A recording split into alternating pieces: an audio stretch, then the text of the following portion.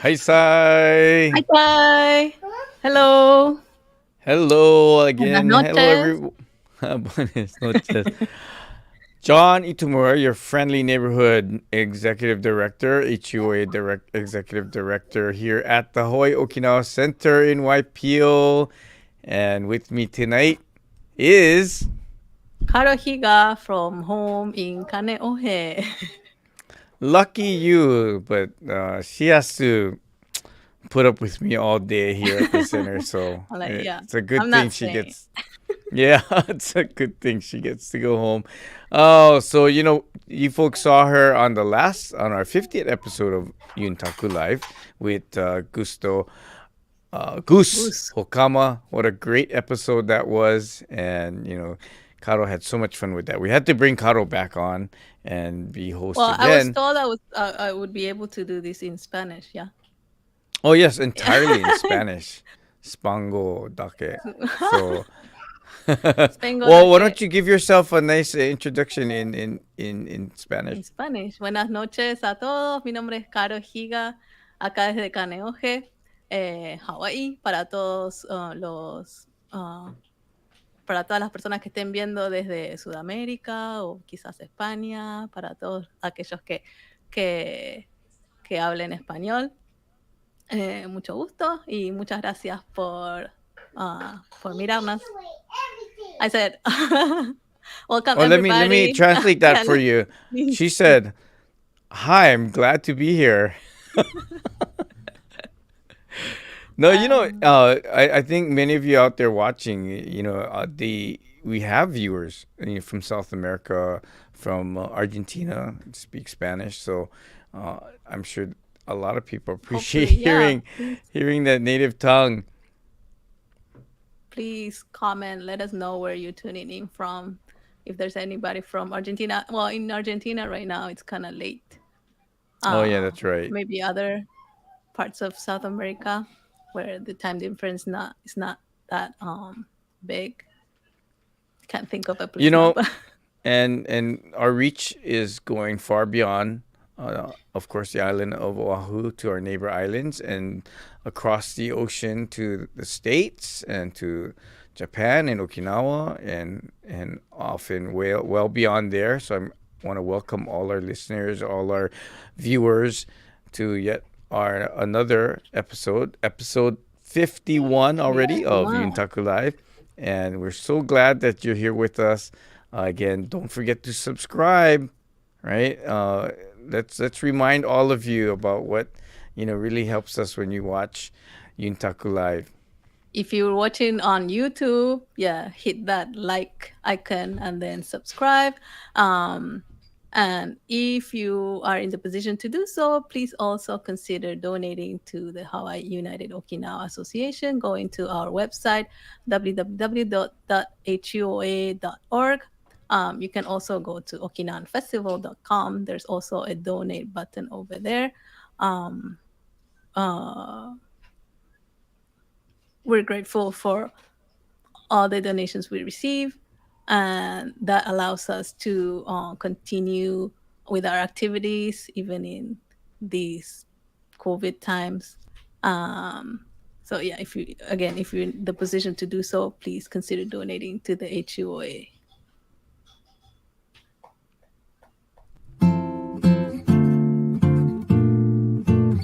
Aloha! Please kokua and help us reach new viewers by subscribing to our HUOA YouTube page. Look for the red subscribe button on the bottom right. It's free. Your subscription supports our mission to share Uchinanchu Aloha around the world. Also, don't forget to give our videos a thumbs up. Mahalo and yuta surugutu urige sabina.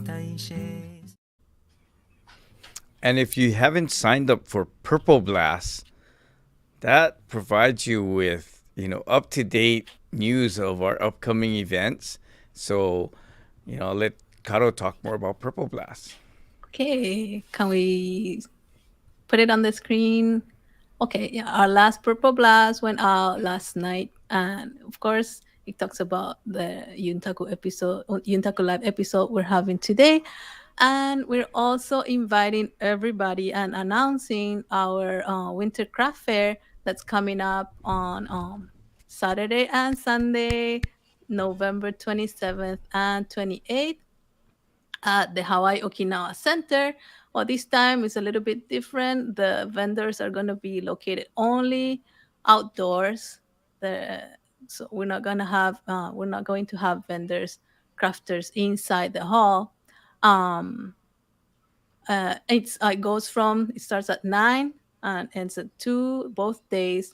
And if you want, you can pre-order andagi, Pat's famous andagi, dog. We're also having bento, and we're there are the three options of bento: bento A, bento B, and a vegetarian option. And yeah, if we scroll down, we'll have a list of confirmed vendors so far. There are about 50 uh, local make crafters that will be showcasing their products at our craft fair.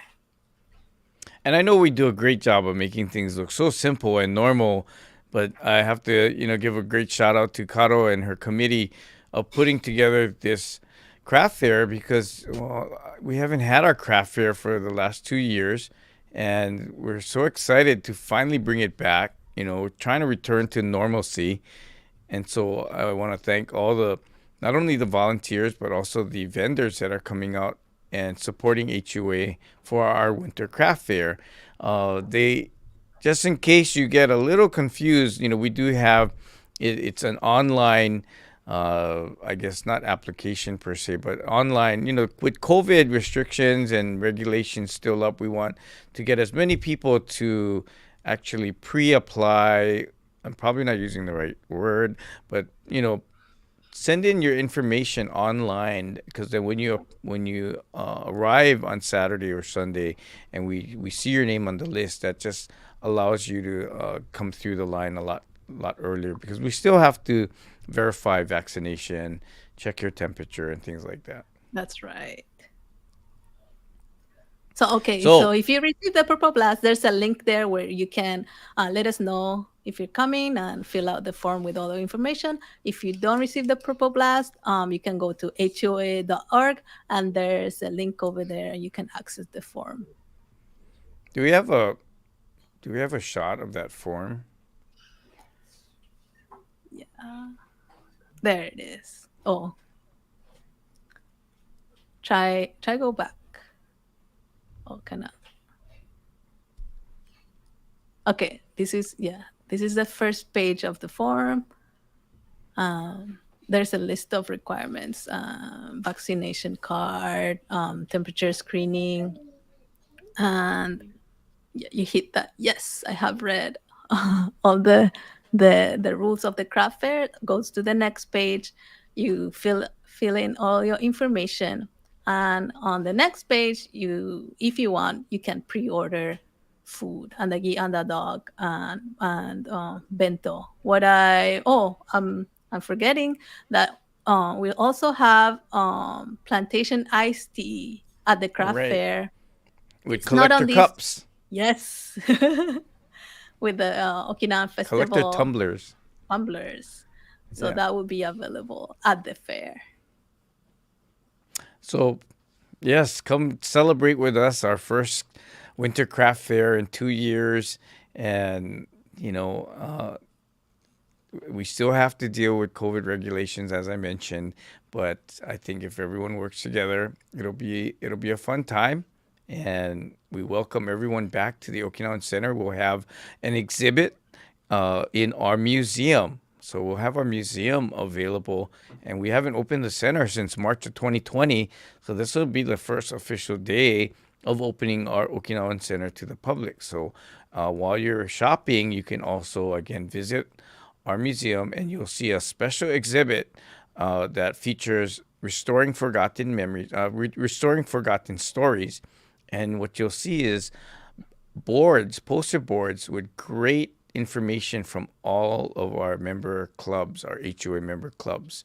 And so I invite you to come and visit that exhibit. on Saturday and Sunday as well.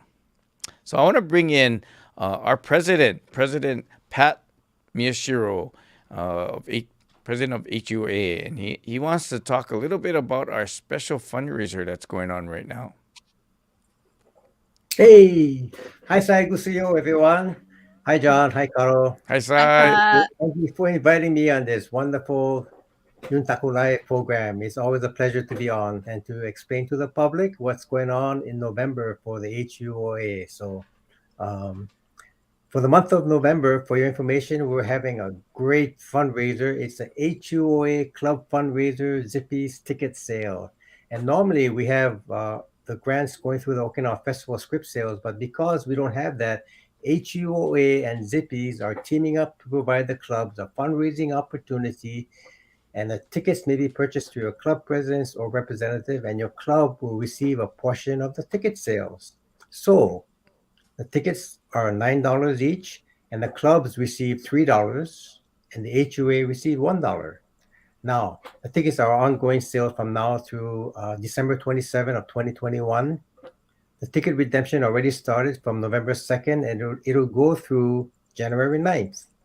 And the tickets are redeemable at all of the Zippy locations for chili, 1.5 pound, three types: original, the vegetarian, or no beans if you don't like any beans. Then you get a choice of meat sauce, that's 1.5 pounds, Portuguese bean soup, a new item on the menu, meat egg breakfast with a small drink, breakfast hours only. And what's really nice is this new item, that cornbread. You get 5 pieces of cornbread to eat with your chili. So if I calculated it, you need to buy 9 tickets to get each one. So you need to spend at least 9 tickets, $99. $99. 9 times Go 9. for Yeah. go for Anyway, the baker's dozen. yeah, go for the biggest dozen. Anyway, here are some ideas that you can use for your Zippy's tickets. You know, you have Thanksgiving coming up, Christmas, New Year's, lunch and dinner, and you can add chili to your menu. You can enclose some of these holiday omiyage. Omiyage. As Yes. you can use it as Christmas stocking stuffers, and so I would really want to thank Gainer Miyashiro and Roy Awakaki, our club development chairs, and the person in charge of this whole event is Wendy Horikami from Kushikawa, I think. Anyway, Azagushikawa. Kushikawa, yeah. So Azagushikawa. he's Yes. having a really good time meeting all the club presidents and getting everyone involved. So if you haven't bought your chili ticket sets from your club presidents, give them a call and say, hey, I want to buy some more tickets. So mahalo, ipe ni hedebiru. Thank you so much. Thank you, Pat. Thank you, Okay, Good luck Pat. bye. on the ticket sales. Good night. And of course, we mentioned, leave a comment, tell us where you're from. We got Linda out in Pro City, out and about apparently, or on the Ipasi. And then we have Janine back in Kaneohe, and Karen Takara out in Waipio, and then Jason all the way from San Jose, California. So welcome to all of you. But tonight we have a very special guest, and he's calling all the way from Minnesota. And so, it's about past 11 o'clock over there right now in the evening. And so, a poor guy, but I'm so glad that he agreed to join Kato and I tonight. And, what, how this came about is, I'm always kind of going through YouTube and looking, at various interesting programs about Okinawa, and I came across this one that was titled "What's Up with Okinawa Names," and it just caught my attention. And I watched it, and I thought it was really great. I think you folks are gonna enjoy not only the video, but learning about the man behind the video. So let's welcome to Yuntaku Live, Noah Oskow. Hi, Sai. Bye. はいさい、はいさい、および、こんにちは。ノアと申します。この10年間ぐらいは日本語の翻訳者として働いてますけど、この2年間ぐらいは Unseen Japan というウェブサイトで、記者として働いてて、で日本の文化と歴史とニュースについていっぱい書くチャンスができて、今夜一緒に話せて本当に光栄です。ありがとうございました。Penny Debiru. Hey, David. Hi, Noah. Hi, how's it going? Thanks for having me on. So what Thanks did for you staying think? up with us tonight. Yeah, I'm an adult. It's really not that bad. I'll be awake for at least another 3 hours, no matter what. Oh, okay. We got some people joining us and wanting to listen to you, learn about you, Noah, as well as your video. We got Travis from Tokyo and Kathy from Long Beach, California, along with Todd all the way from Mililani, which is only about 5 minutes from here. It's quite the honor. Well, what was your self-introduction about? My self-introduction, I mean, it was just an attempt at rambling on in Japanese for a little bit there, but essentially my 10 years of experience as a Japanese translator, and that for the past 2 years I've had the opportunity to work as essentially a journalist for the website Unseen Japan. I didn't mention in Japanese, but I'm currently the editor-in-chief for the website as well, and that, as I said, it's truly an honor to be able to talk with the two of you tonight. Thank you. So you're in Minnesota right now? There's a logo. There's a logo of Unseen Japan. Ooh. Oh, great okay. logo. That's a Unseen-chan, as I call her sometimes. Unseen-chan. Yeah. Is that your creation too? I wish I could say this is the creation of Gary Cody, actually. Nor was I the person who commissioned it. It was the former manager of the website. But it is representative, I think, of some of the aspects of the website. So it's a beautiful piece, and is, I think, very recognizable, and it's we're very happy to have it as our logo. So you are right now. You're in Minnesota. Yes, I am. But where were you born there? Yeah, I was born here in Minnesota, not too far away from where I am right now, in a suburb called Plymouth. Grew up here, had completely ensconced in the Jewish community of Minneapolis up until the age of 14, when I first went into public school and really made a lot of friends who weren't Jewish for the first time in my life. Oh. I'm from this area, basically. Yeah. I see. Mm-hmm. Do you have some pictures to see from your early days, or? I believe you guys might have a picture of a little baby me, and I think you might also have a picture of me also as a different sort of baby, but as a bar mitzvah baby. Okay, let's see if we can find. No, that's a much more recent one. That would be me on the bike, I believe. Oh, okay. With my dad holding my sister there. And as we can see, it is a Japanese motorcycle. So I guess, they say start them early. Not that I've ever actually ridden a motorcycle personally, other than sitting on this one, I think. But at least there's that Japanese connection. That's my father, Craig, who kind of not purposefully was very influential in my getting interested in Japan at a young age. He was a martial artist.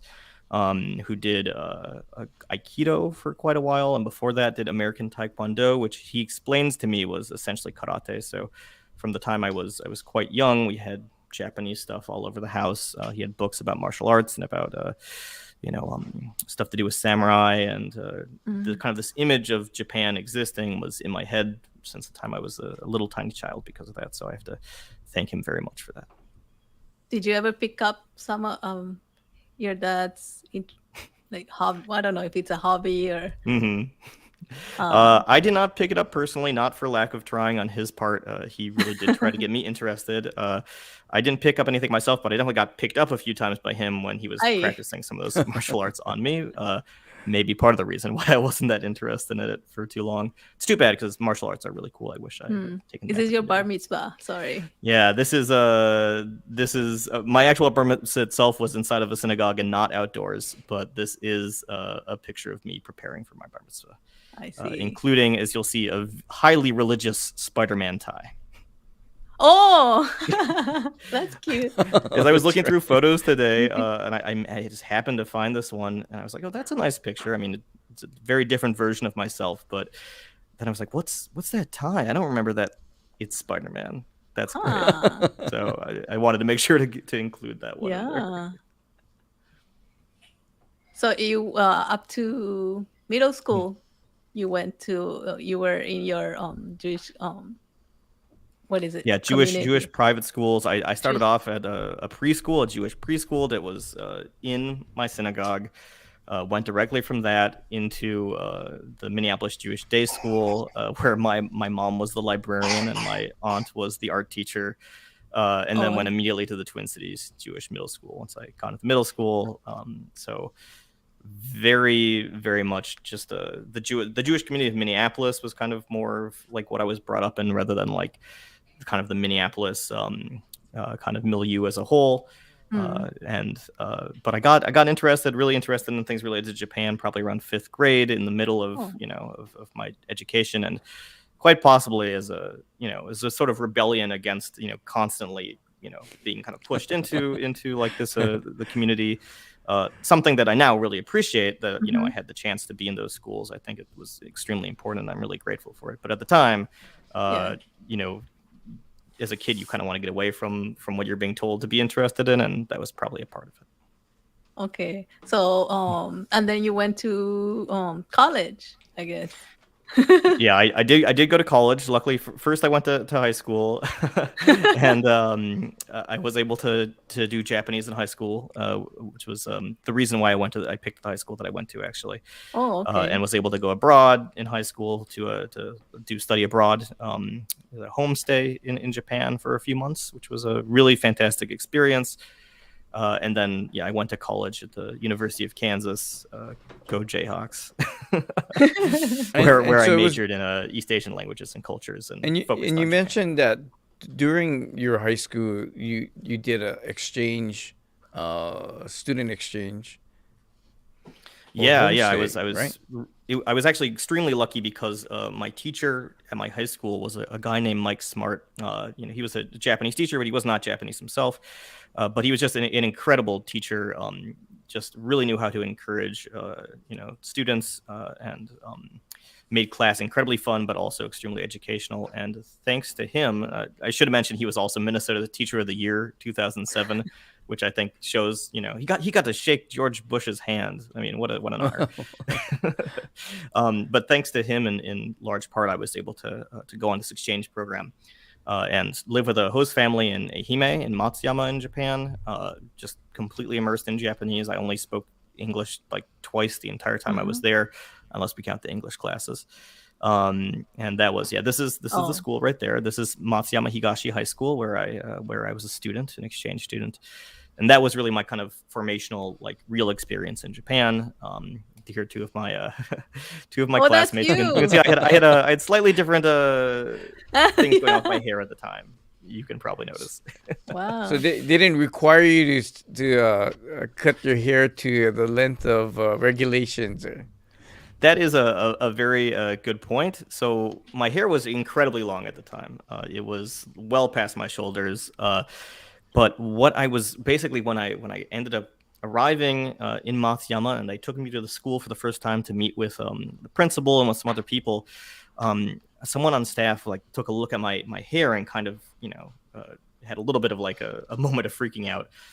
There was a bit of discussion, and I think that because you don't want to force the person who's coming from abroad to experience their culture to have like this negative experience of having to have their hair cut, they kind of made a little deal with me and said, you can keep your hair as it is, but you have to put it into a ponytail, and that'll be our little version of this rule. So ironically, I wrote an article not too long ago about the kind of somewhat draconian rules about hair regulations in Japan, and about hair length and hair color, and kind of forced dyeing of hair of Japanese students whose hair isn't completely black, even naturally. So I was extremely lucky in my case that they were so kind to me and did not make me cut my hair off. Although, as you can tell, it happened anyway. What did you happen to keep in touch with any of the students from Ehime? I'm afraid I did not. I still have a bunch of wonderful letters from them that they wrote me as I was, they gave to me as I was leaving. I actually have not been back to Ehime even Oh. once, which is tragic because it's a beautiful prefecture. I love it's a castle town. Matsuyama is this beautiful castle town with such incredible history. And I really love the island of Shikoku as well. But I just, for whatever reason, I've never had the opportunity to get back to Matsuyama, sadly. But it's a wonderful place. So I have to bring up a photo, Okay. and you can probably explain this. Mm-hmm. Let's see if we can pull this up. Mm-hmm. Okay. So this is the anime series. I would pronounce it as Samurai Champloo. This is my the first reason I ever knew the word Champloo, but read it as Champloo. It was because of this anime show. Anime and manga were a big influence on like a lot of people on why I became so interested in Japan. And yeah, it's also the reason why I continue to butcher my pronunciation of that word even to this very day.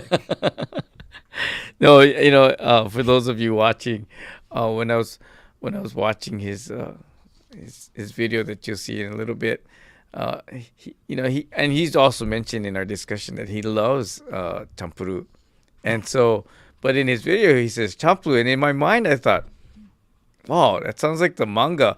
And then when we're talking with Noah, he goes, "Yeah, I really love Japanese, the language and the culture, but the manga is really what drew me in." And sure enough, it was Samurai Champloo. So I just thought that was a funny kind of backstory to him saying Champloo instead of Champuru. Yeah, Because and you so probably ate a lot of champuru in Okinawa, right? well, I ate champlu in Okinawa, and of course, whenever I had the opportunity on the Naichi in the mainland of Japan to go to an Okinawan restaurant, I always took it. I love Okinawan food and cuisine, and so I've had quite a few champuru in my day. I think my wife has made champuru a few times too, and she did a pretty good job, I think, for not being Okinawan. Hi, Yui. Probably listening. Hi, Yui. I know you're probably off camera, but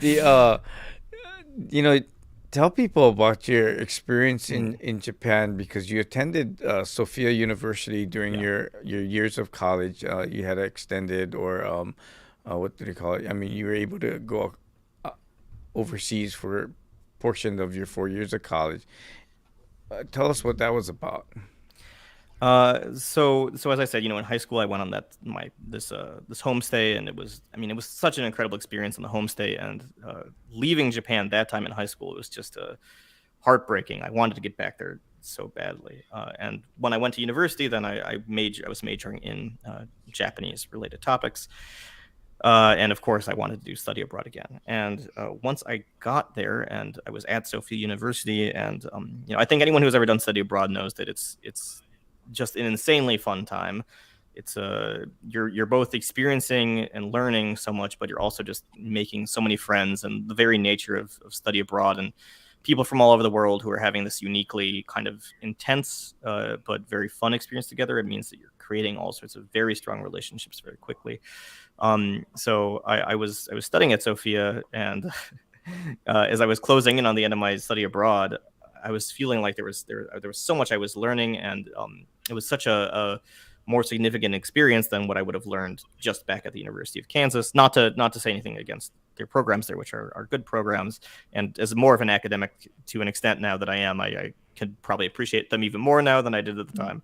But I felt like that for my own personal my future and for my career, that being in Japan and continuing to learn in that setting was important. So I actually managed to extend my study abroad for a year, and I was there for 2 years. It was apparently fairly unprecedented, and as a result, I was, I did learn a lot more, and I was also in Japan during the period when the 3/11 Tohoku, Great Tohoku earthquake and tsunami happened as well, which really, of course, had a major impact on the country and an impact on myself to a certain degree as well. But, Well, yeah, that was my and my we all experience there. we all witnessed that, right? In Mhm. terms of watching videos and news stories, but you actually volunteered to help with that effort. We have you Mhm. sent us some photos of your volunteerism related to the Fukushima earthquake. Yeah, you can see I may still have a little bit of hair in this picture too, although it's mostly hidden. It's mostly hidden by the people who may know me from Twitter will maybe even recognize that hoodie because that is the same hoodie that's in my PFP, that people always mistake for chainmail. But this is actually from when I was on the JET program. After I finished up my study abroad, I went back to the University of Kansas, and then I think about probably a year after I graduated, I managed to get on the JET program and was actually placed in Fukushima Prefecture. Uh, and so I ended up going there, and not being in an area that's super close to the zone of exclusion. Nonetheless, the influence of the perception of the prefecture of Fukushima by people in Japan, and of course the world at large, has a major impact on the people in the prefecture. So even though I was quite far away from areas of tsunami damage and the area where people were forced to evacuate, um, this discussing with people who lived in my village where I was teaching at about it, it was quite the experience to talk to them about that. And I was lucky enough to get to go and volunteer in what is the city of Minami Soma. I probably went about 8 or 9 times, I think. It was a really great experience, but also, of course, in many ways, a sad one. What isn't so sad is that thankfully the area where we were working in, which at the time was still in the zone of exclusion, has been reopened and people are returning. My friends who were English teachers in that city, who had to teach in kind of temporary schools set up for the people who were the former residents of this area, Odaka. Those schools have reopened, and the kids, the students, who of course were young enough to still be in school at the moment, they're back in what used to be the zone of exclusion. It's something that's very hardening to hear about. Yeah, that's true because a lot of people don't realize that zone of exclusion for many in the area, they may Mhm. not go back to their homes in their lifetime. Yeah, sadly. And when we were volunteering in there, I mean, we did a lot of things like cutting down a lot of growth. 5 years of bamboo growth and all sorts of plants, things that you need to because they attract they keep the radiation on them, and in order to make the area safe again for people to live, you need to get rid of a lot of this plant life.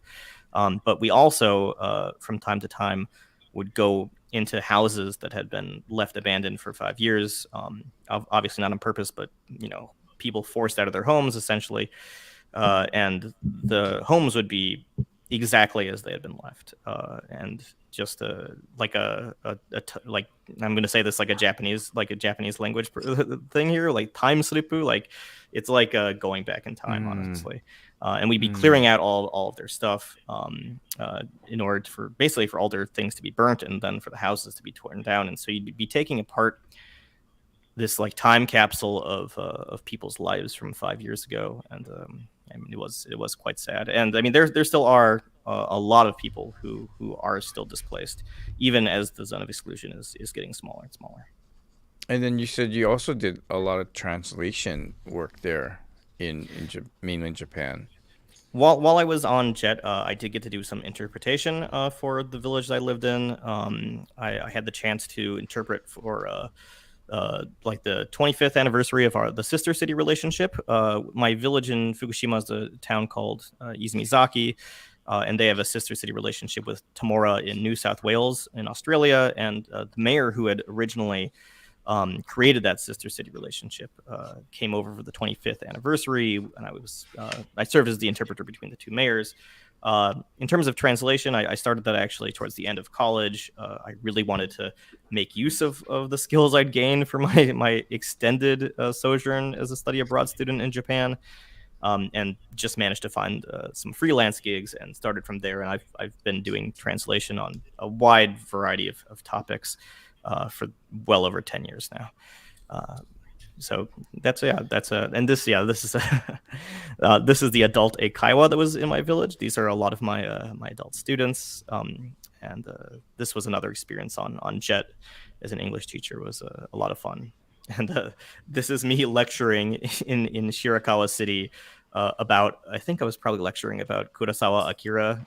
If people follow my articles at all, they won't be surprised that that's a topic I would choose. And this is all, my final day as a teacher in Izumisaki, and the ceremony to say goodbye to everybody. But of course, bringing this all back to the a lot of what Yuntaku Live is about, you obviously had an experience with Okinawa, and even had a chance to visit there while you were in Japan, correct? I was able to go to Okinawa, sadly, very briefly. I honestly, I wish I could have had more. I would love to spend a much longer time there, to even live there. It'd be a really fantastic opportunity. I went to Okinawa while I was a teacher on JET because a good friend of mine, Shu, was getting married, and the location of the wedding was in Okinawa. I know it's a stereotypical reason to go to Okinawa, but it was a beautiful 3 days. Well, and a lasting impression on you, obviously. Yeah, I mean, at that point, from what I'd learned at college about Okinawa, and just research I'd done by myself at that point, I knew something about Okinawa, and I always make a point of doing some research and some historical reading before I go to any new place. So, I had some knowledge beforehand, but, seeing how beautiful the island is, and getting to have even that sort of experience where, I went to Kokusai Dori. That was like my big cultural experience in Okinawa.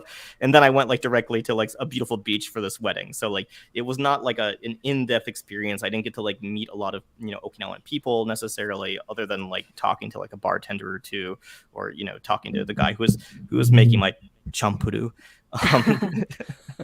But nonetheless, it was it's just so interesting, because the moment that you touch down, you can tell what's different about Okinawa from the Naichi, from the rest of Japan, and even in that short experience, it did leave a bit of a mark on me. So, having done research before going, did you have any expectations? Was there something that surprised you, or me coming? Okay, so I'm from Buenos Aires, Argentina, and over there, even Uchinan choose Okinawan. Sometimes we say we're Japanese, but then I spent 2 years living in Okinawa. So one thing I didn't expect in Okinawa was for people there to tell me they're Japanese, or that, when did you come to Japan? So I was surprised. Okay, I would expect that in Argentina, because nobody knows where Okinawa is, or even if it's a place or what it is, but not in Okinawa itself. Was there anything, I don't know, that surprised you, or something that you didn't expect? Or so as I said, the main experience I had to have that was an Okinawan experience, and not just a beautiful beach wedding experience, was mostly Kokusai Dori. And I had already read things about Okinawa, and I was aware of course, anyone who does any reading about Okinawa, you're going to learn about the American bases, you're going to learn about the extended occupation into the 70s. You're going to have a sense of how the islands have been to a certain extent more Americanized, or especially just much more used to having Americans around and servicemen around. But nonetheless, reading is one thing, but kind of experiencing it and seeing it is a completely other thing. And so even in that brief, that one day where I got to walk around Naha, and I got to go to Kokusai Dori, and I got to drink out, get some drinks there, and to get dinner there with some friends, even then, that there's such a difference, being a white presenting person, an American, and going to a bar or to a restaurant in Tokyo, which is so used to tourists, right? But then going to Kokusai Dori, it's a very different thing, because even in a place like Tokyo, where they're used to tourists, in English speaking tourists, among many other languages being spoken by different tourists, most venues are not set up to accommodate English speakers specifically. But there's this feeling in Naha, and of course, I think a tourist place a tourist centered place like Kokusai Dori, probably even more so, of there is nothing surprising at all about seeing someone who looks like they could be American walking into the restaurant. Like people being prepared to use English, and not only that, but like, even as an American myself, seeing so many service people is a very strange sensation when you're so used to the Naichi and hardly ever seeing people who appear to be service people from your own country, from America. It's a bit of a shock, and there is this very different atmosphere in terms of just this what America means to people in Naha, and how used they are to them, and perhaps even used to catering to them, and the feeling that the way I was probably being perceived was not just as like just some random gaikokujin, but perhaps as like a serviceman myself. It's a very different sort of way to assume people are thinking about you. So even though it was a brief experience, that in of itself did leave a mark on me as well. It was very interesting. I'm reading a great book right now called Night in the American Village, which is about the experience of Okinawan women in relationship to the bases and to American servicemen. I haven't gone that far into it so far, unfortunately, because of all the research I have to do for the website. But it's so interesting, and it's so complex, and even just that one night of getting a little bit of a feeling for that, it was very interesting. Wow.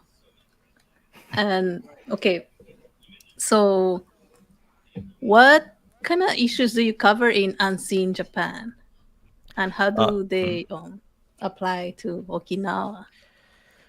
So with Unseen Japan, with the website, one of our main goals is to kind of expose more unheard voices from Japan to the world at large. When I'm thinking about like unheard voices, we're thinking about minority groups, thinking about the diversity of Japan overall. We're thinking about LGBT voices, and we're also certainly thinking about indigenous voices. And so for myself, previously to making this video and to the article that preceded it, I had done a lot of focus on the Ainu in Hokkaido. And in fact, when I did my master's degree fairly recently, which was when I first started working for Unseen Japan and writing for Unseen Japan, my master's thesis was also related to the Ainu. It was about the island of Sakhalin and two other indigenous people on that island, the Nevich and the Uilta.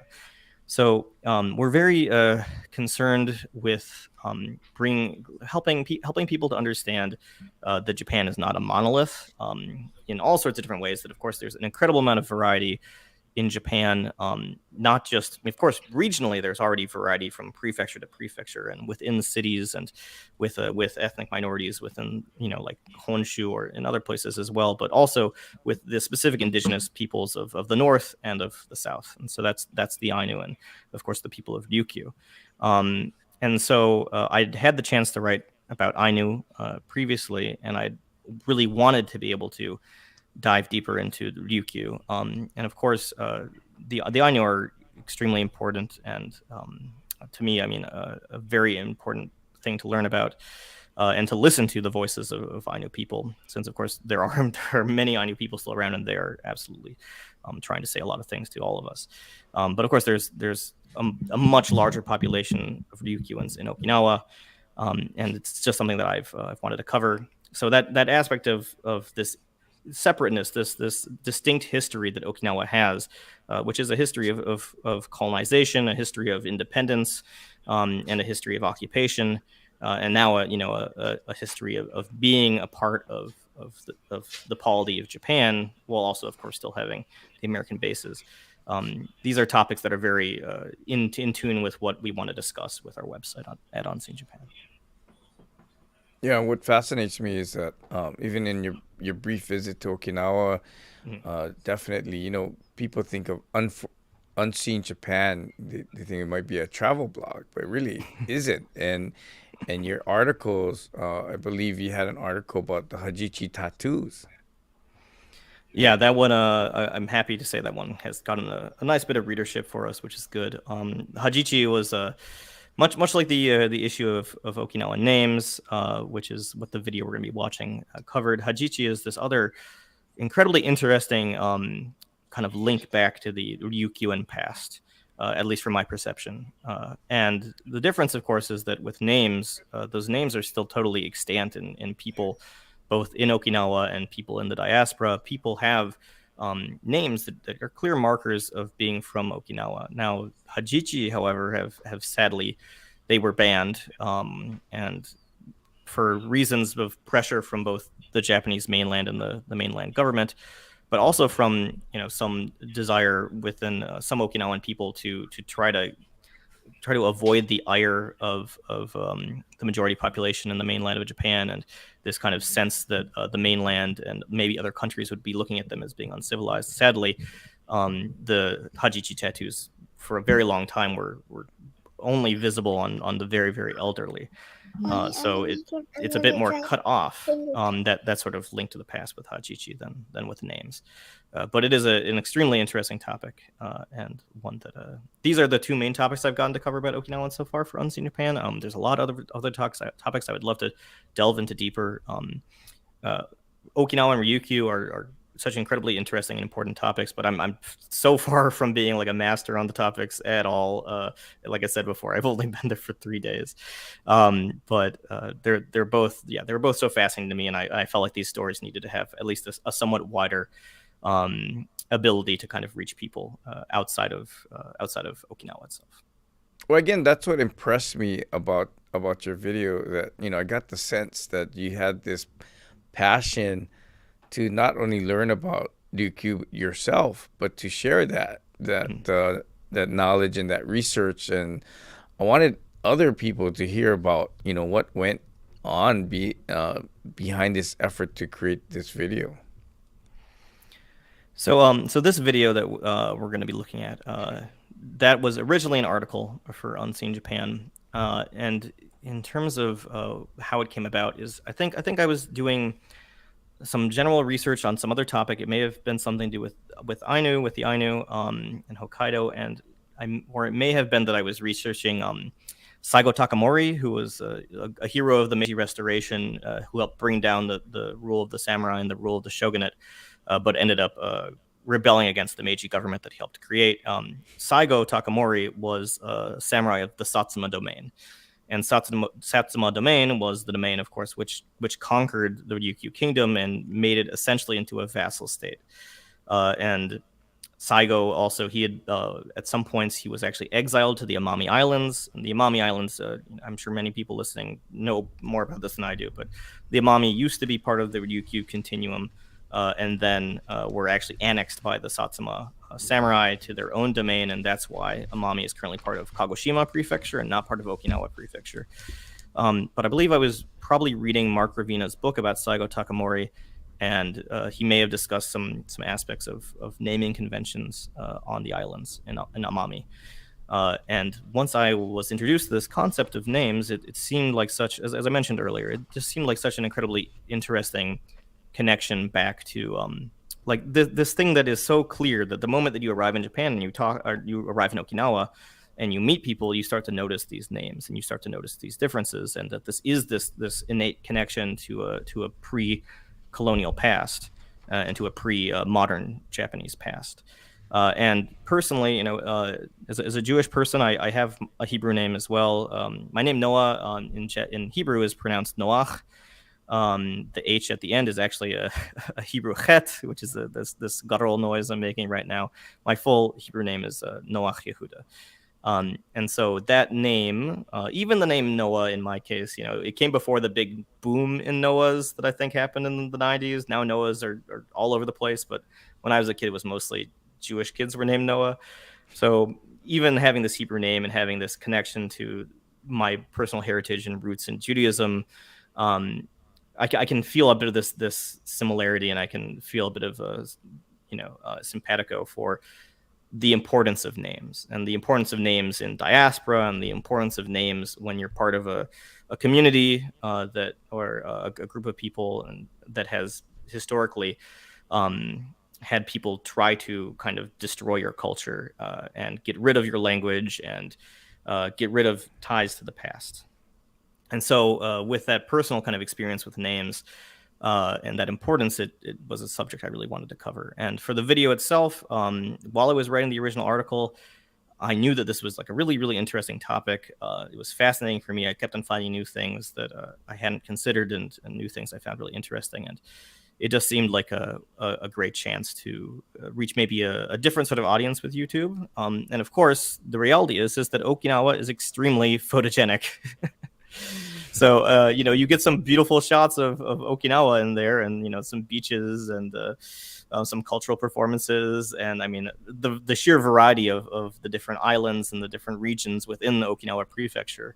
It's very easy to make a video that looks really nice. So that was a very tempting idea. And so, I just got into the business of figuring out what visuals to match with a story that is essentially a story of language and of names. So it doesn't always have obvious visuals to go with, which made it a little bit difficult. But in the end, I was able to create something I was fairly satisfied with, I think. All right, we've teased our viewers enough. Let's have them enjoy the video with us.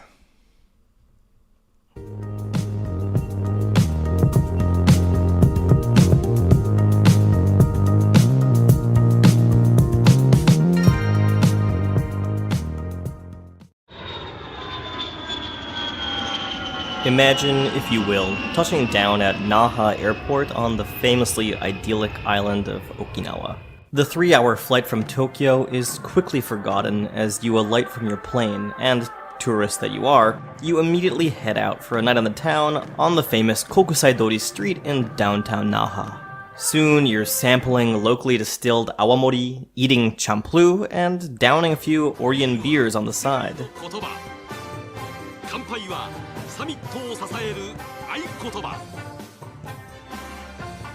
Entranced by the tropical air and excited by the next day's prospects of white sand beaches and turquoise waters, you begin chatting with the locals around you. Self-introductions follow, maybe an exchange of business cards, or meshi. This is when you start to notice something interesting. At first, many of the names you're encountering sound familiar to you from your time on mainland Japan. There might be a few Suzukis, Satos, or Takahashis, although perhaps these were the names of fellow tourists or mainland transplants. Amongst the locals, though, are still a few names you recognize by sound. Uehara, Miyagi, Nakamura. Looking at their business cards, though, the kanji characters that make up the names aren't what you expected. There are quite a few people named Higa, a few named Kaneshiro, and then there are some you'd never heard before. Gajoko, Yohena, Nakandakari, Rakujaku. Are you sure these weren't foreigners of some type? Seemingly by accident, you would have stumbled onto a fascinating aspect of what makes Okinawa, in truth, a very different place from the other 4 main islands of Japan. The profusion of Okinawan, Ryukyuan really, surnames whose pronunciations and kanji confound mainland Japanese is just one of the remaining aspects of a long Okinawan history separate from the entity that became modern Japan. These names are a clue as to the reality of Okinawa and the Ryukyuan languages, a clue to a long and fascinating history of a people and language apart. Konnichiwa and mensore mina, and welcome back to Unseen Japan, your one-stop spot for Japanese history, culture, and news. I'm Noah Oskow, and today I'm excited to be able to talk about one of the most unique places within the current Japanese polity, Okinawa. If you like what you hear, feel free to check out our main website at www.unseenjapan.com for hundreds of in-depth essays, including many by yours truly, and give us a like, subscribe, or a comment. Anyways, sassoku hajimeo. On with the show. So, let's briefly continue with our imagined trip to Okinawa. It's the next day. You'd been surprised at the unfamiliar names you'd encountered the night before, but while walking around the Okinawan capital of Naha, most of the conversations you'd chanced to overhear would indeed still be in Japanese. Sure, the Japanese in question might have some dialectual tinges, and some words that sounded distinctly foreign. Yet, besides hearing some American English spoken by servicemen from the nearby base, Japanese would still appear the native language of Okinawa. Only by venturing to the outlying islands and listening to dialogue between local elders would this image truly be called into question. In truth, for most modern Okinawans, Japanese is their native language. By and large, however, it was not the native language of their grandparents. These elders continue to speak 5 separate languages, broken down into innumerable distinct dialects based on island and insular region that together make up the Ryukyuan language continuum, languages which are now on the verge of extinction. But despite the moribund nature of Amami, Okinawan, Miyako, Yaeyama, and Yonaguni as living tongues, their presence and cultural importance are felt everywhere on Okinawa. On signage, in music, in place names, and in the names of the Okinawans themselves.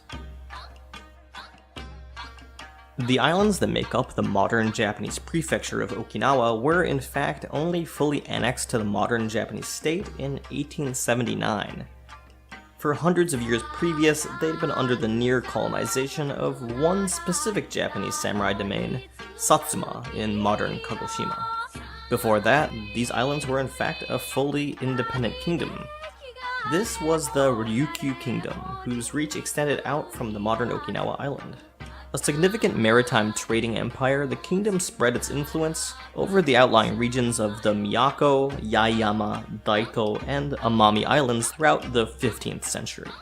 These island-bound regions all shared cultural and linguistic ties to Okinawa, and together make up the area known as the Ryukyus.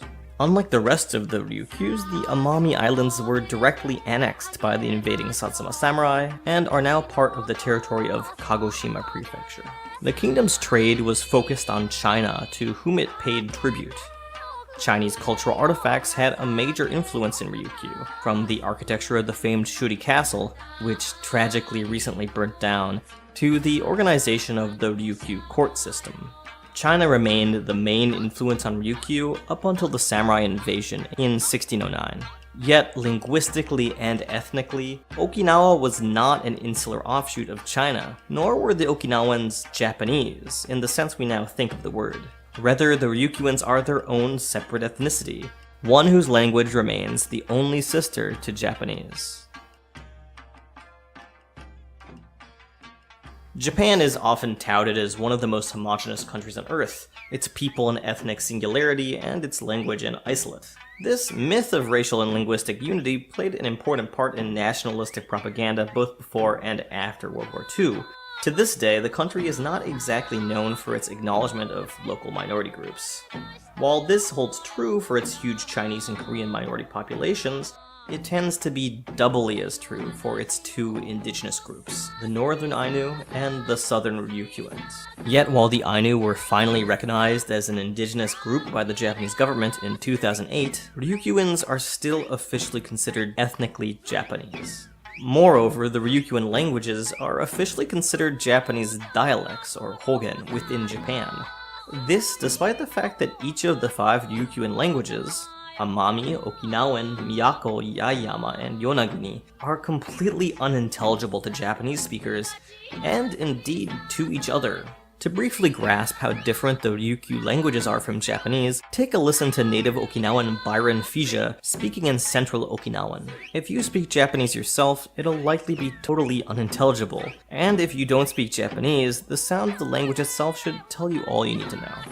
Here, Byron Fija teaches about the Ryukyuan languages in Central Okinawan. Interestingly, Byron's surname, Fija, is the Ryukyuan pronunciation of the most common surname in Okinawa itself, Higa. 구수요 주부가 납니다. 원내 피자 바이런 리 이초비 구토 유타사르구도 오니게사비다. 조야 루초노 모치노 쿠토바니 치이티 운누키야비라. 루촌카에 모치노 쿠토바노 IBC가 우리 마토미티 나마마데 류큐고 니치 이초비다. ABC가 안디치 이네 간치게することのオフサイビン우레 노은 시간 데 이네 로촌카에 모치노 쿠토바のアクトレービン琉球語日指ねスペイン語フランス語のこと Teaching kutuba andichi kanchige sarebi. So by any linguistic standard, these are clearly separate languages from Japanese. Yet, unlike the Ainu language, which is almost certainly unrelated to Japanese, Ryukyuan does have a direct connection to the tongue of its northern neighbor. This is because Ryukyuan and Japanese share a common origin. Although the exact timing and nature of the split between the ancient Proto-Japanese language and Ryukyuan is murky, it appears that it occurred on the island of Kyushu. A little aside, but Kyushu, interestingly, was historically home to now extinct ethnicities, besides the modern Yamato Japanese people. The Hayato and Kumaso people have left their mark and genetic markers on Kyushu history, and may have spoken an Austronesian language. Debate about the dating of this aforementioned split between Ryukyuan and Proto-Japanese is contentious. It may have happened any time between 500 BCE and the 12th century CE. Yet happen it did, and speakers of Proto-Ryukyuan migrated to the Okinawan Islands and supplanted the languages of the small hunter-gatherer peoples who lived on those islands previously. Now separated by the sea from Japan and isolated on small islands, Proto-Ryukyuan developed into the 5 languages that barely survive today. Back in Japan, the Japanese language as we know it slowly came into being, finally becoming recognizably modern during the Edo era, or 1603 to 1868. Throughout these long centuries, the Ryukyuan people and kingdoms developed their own indigenous culture, political systems, and even a local religion focused on priestesses known as Noro and female shamans known as Yuta. While the Ryukyu Islands possessed a similar linguistic origin to Japan, much of their history and cultural development was markedly different. Rice cultivation on the islands began much later, and the introduction of Sino-Japanese writing came later still. This seems to have happened in the 13th century. As so often occurs in history, the bearer of this new knowledge seems to have been religion, or more precisely, Buddhism. In 1265, during the early days of the reign of King Eiso of Okinawa, a Buddhist monk by the name of Zenkan washed up on the island shores. Zenkan's exact origins are a mystery. He may have been Ryukyuan himself, or he may have been Chinese. Either way, King Eiso took a liking to the monk and sponsored the building of a temple for him to the north of where Shuri Castle now stands. With this first Buddhist temple now established, monks began flocking to the Ryukyus from the Japanese mainland, and King Asa was more than happy to promote their religion in exchange for the benefits it brought him: more access to trade and prestigious culture, which included Chinese and Japanese writing. Buddhism and writing spread from the top down, making their way from the Okinawan court across the islands. Yet unlike across the water in Kamakura, Japan, or in other lands where Chinese culture held great prestige, Ryukyu did not hold fast to Chinese logographs, that is, kanji. If you don't know, kanji, or as they're known in Chinese, hanzi, are logographs. Characters that, rather than being purely phonetic, have an inherent meaning. They represent the oldest continually used writing system in the world, and the Japanese adaptation of hanzi, kanji, is still one of the 3 alphabets that make up Japanese writing. Previously, the characters were also used in other countries within China's powerful cultural orbit, including, until fairly recently, both Vietnam and Korea.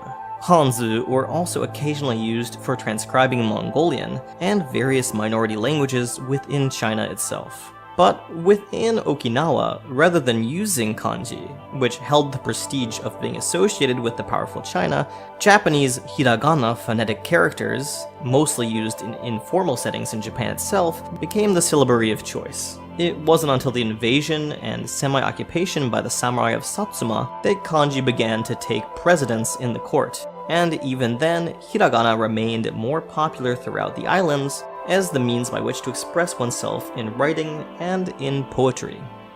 With the language of the Ryukyus being so different from Japanese, it only makes sense that the names of local people too would historically be different. In ancient times, the people of Ryukyu used a complex naming system that bore some similarities to old Japanese naming conventions. People had a juvenile name called a warabina, used from childhood. Unlike in Japan, however, the name continued to be used well beyond childhood and remained the most important personal name. Initially, Ryukyuans used only these names, but eventually powerful families adopted clan names to tell each other apart. These were usually toponyms, names for the regions they lived in or which they ruled. Later, people of different classes would also attach specific suffixes or prefixes to their juvenile names to indicate social status. For example, a common name for a peasant might be tuku, while someone of the warrior class would have the right to affix a prefix to this name to make it into umituku. Meanwhile, an aristocrat would be distinguished by an additional suffix. His name might be umituku gani. Each of these is written in kanji, yet is pronounced in a distinctly Ryukyuan fashion. Aristocrats, especially following the Satsuma invasion, would add numerous titles after this given name. The use of kanji-based surnames for aristocrats and warriors became more prominent during the centuries of Satsuma occupation. However, the Satsuma samurai themselves soon worried over the Ryukyuans appearing too culturally Japanese. This anxiety revolved around the perceptions of neighboring China. The Ming and later Qing dynasties believed Ryukyu to be a tributary state, and any appearance of samurai takeover would provoke conflict. Thus, the samurai were careful never to be seen by Chinese envoys and allowed the Ryukyu kings to nominally maintain rule over the islands. In 1625, just to be safe, Satsuma banned the use of surnames in Ryukyu that appeared too Japanese. Strict restrictions on the wearing of Japanese clothing or speaking the Japanese language followed. This is one of the major reasons why there are so many names in Okinawa that sound like average Japanese surnames within Japan, yet use kanji that appears strangely different. For some examples, Nakamura in standard Japanese kanji usually looks like this. In Okinawan, it often looks like this. The Japanese name Fukuhara is usually represented with these kanji, but in Okinawa can look completely different. Tokuyama, another popular name, looks like this in Japan, but within Okinawa is often this quite different variant. Maeda, an extremely common Japanese name, looks like this in almost every iteration within Japan, but within Okinawa can look completely different. Funakoshi, another fairly common name, usually looks like this within the Japanese mainland, and the Okinawan variant doesn't use any of the same characters whatsoever. I think you're seeing a little bit of a pattern here. Especially interesting is that a lot of these names have 3 kanji in Okinawa, but only 2 in the Japanese mainland. By 1868, the year of the Meiji Restoration and the fall of the 268-year-old Tokugawa shogunate, the island chains that make up Ryukyu had been under Satsuma control for well over 2 centuries. The war, which had toppled the Tokugawa shogunate and restored the Japanese emperor to power, had in large part been spearheaded by Satsuma domain itself, long a semi-independent fief on the edge of Tokugawa control. Satsuma's strong samurai establishment had chafed under Tokugawa demands and mismanagement.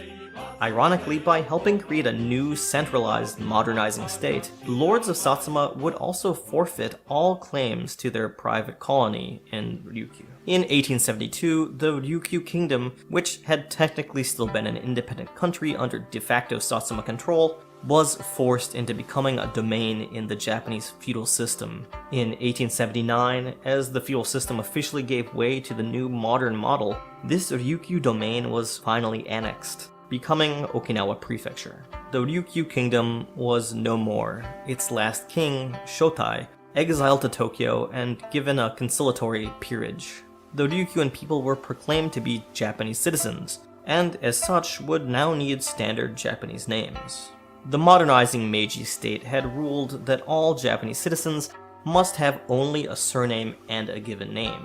For many peasants throughout the entire country, this was a major shift, as most did not have last names at that point.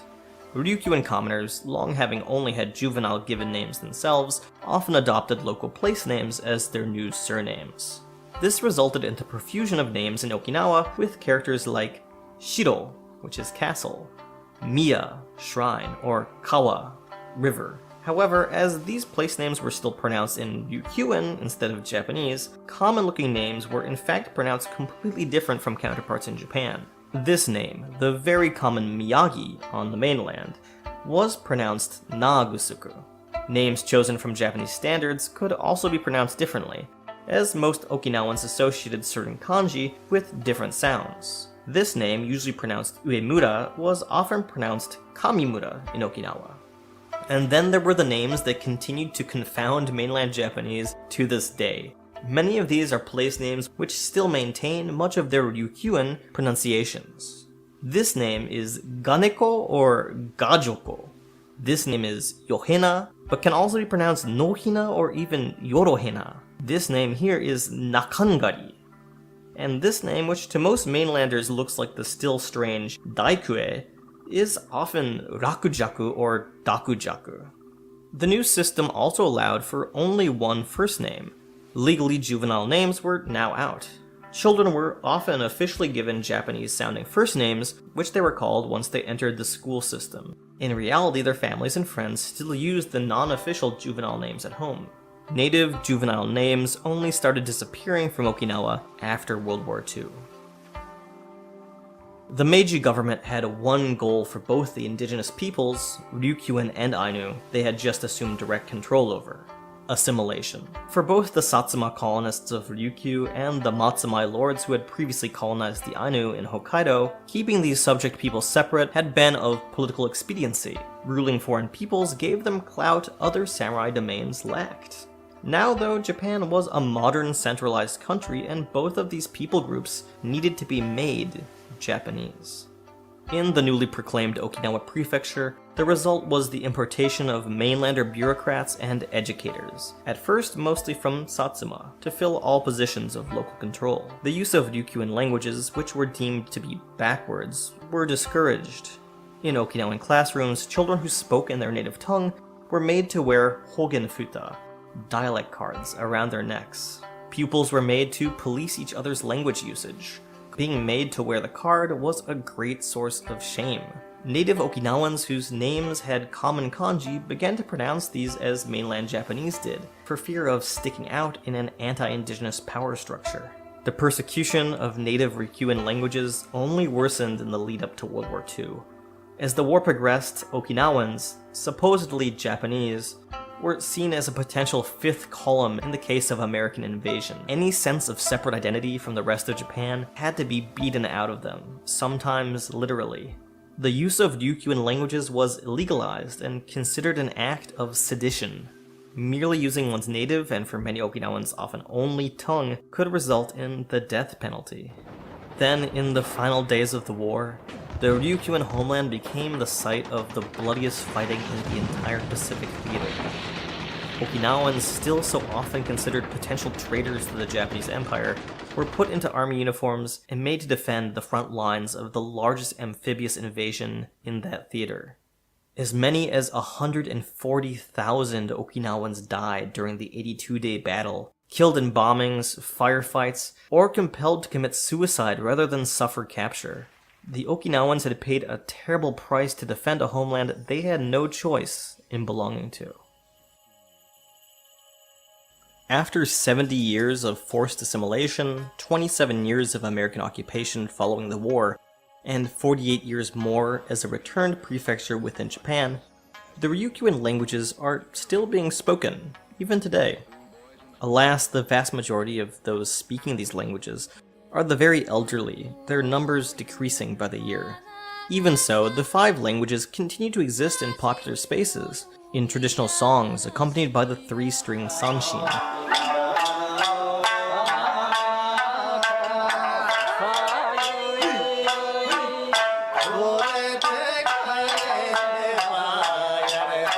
In poetry, in plays, and signage.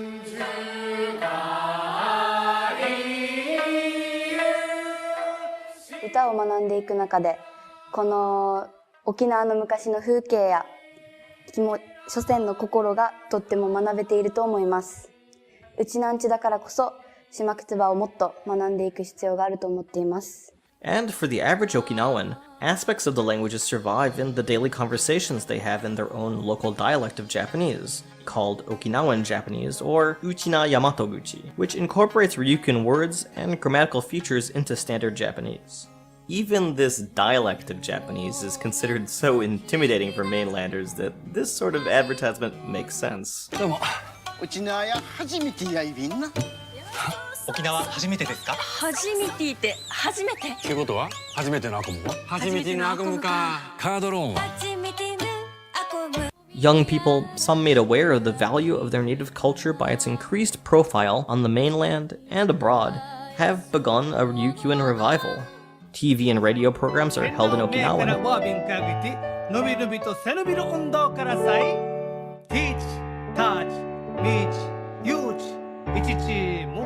And traditional folk art groups have sprung up. Once a source of shame and derision, being Okinawan has now become a source of pride. Many from the prefecture consider Japanese to be their nationality, but Okinawan to be their identity. 沖縄のこの文化を学ぶことで生まれ島のこのアイデンティティを、すごく学べていると思います。この大切さを世界の人たちに、もっと広げていきたいなと思っています。And then of course there are the names. Whether a Higa, Kaneshiro, once pronounced Kanagushuku, Oshiro, once pronounced Ufugusuku, Miyagi, Aragaki, or Uehara, which was once pronounced Wiibaru, the Okinawan names remain. They serve as a marker for Okinawa's deep roots, and for a Ryukyuan future that will still surely exist, in whatever form it might eventually take. Matayasai. Until next we meet.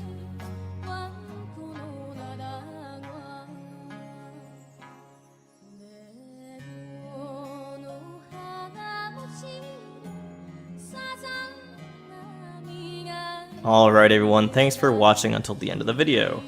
Okinawa is a fascinating and multivariate place, and researching its languages and history for this video was extremely interesting and satisfying. As you've seen in this video, the islands of Okinawa and Amami are beyond beautiful, and I very much recommend to visit them.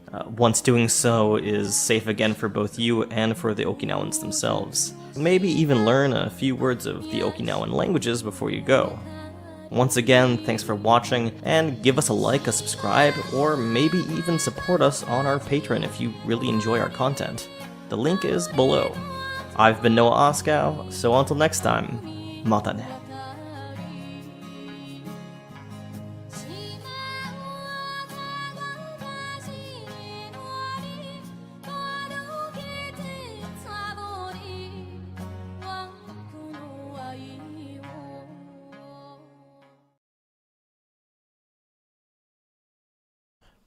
Great video. I can watch this many times, and I think still continue to learn each time I watch it. And I hope you get the opportunity to go back and do much more hands-on research.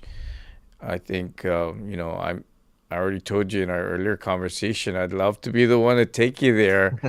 And I'm famous for or maybe infamous is the word for taking people to Okinawa and really not finding a way to give them so-called free days, because I feel like even eight days is not enough time to show them all about Okinawa. And, yeah, absolutely.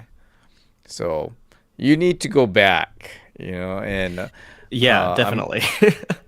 I was like watching this video again. It's like I'm encouraging myself to go back, actually, because like in the video, and I'm like, you can even visit at some point. And I was like, yeah, that's right, I could. Yeah, and Sekai Uchinachu Taikai is happening next year, and that'd be a great opportunity to go back.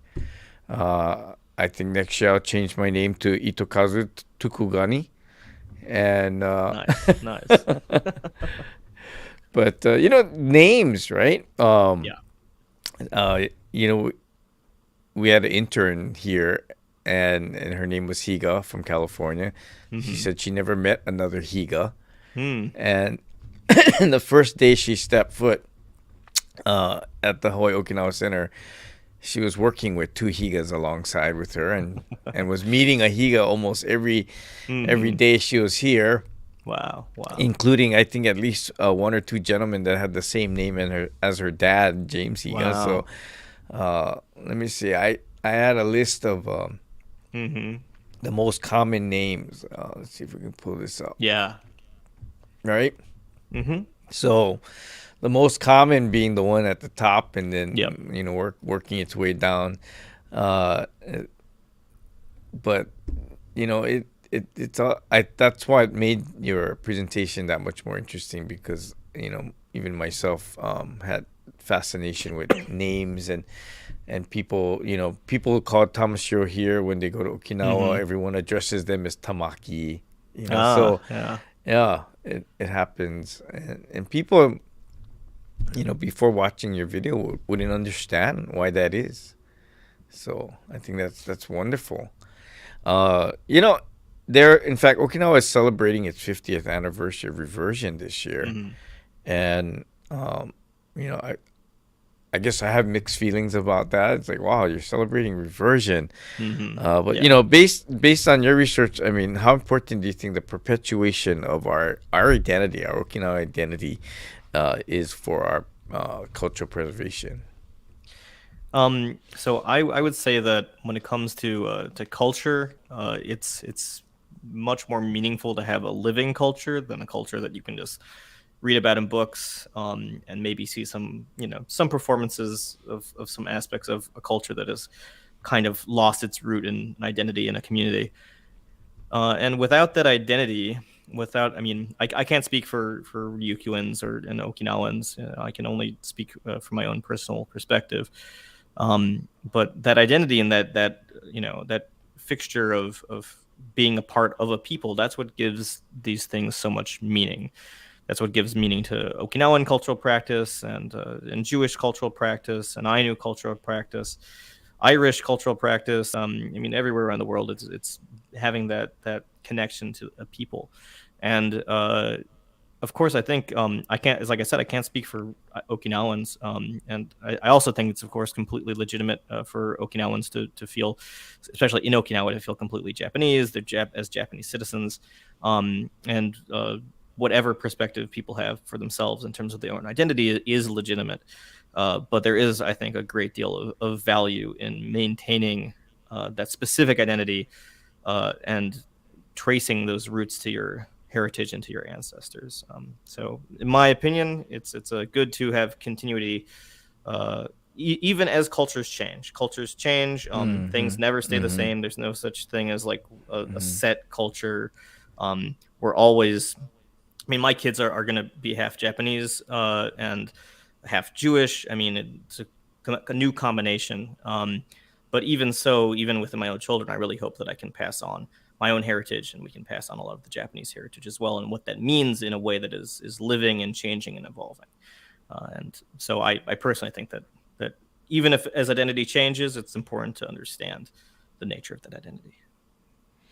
I love the fact that you brought up your next generation, your kids.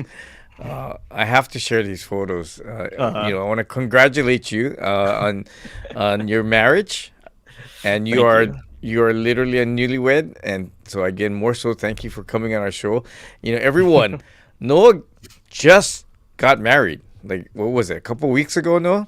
Yeah, it was the 17th. So yeah, just a few weeks ago. But what he was explaining to me about this, you know what, I'm going to let you explain this photo real quick to the audience. Sure thing. So this wedding was a wedding here in Minnesota.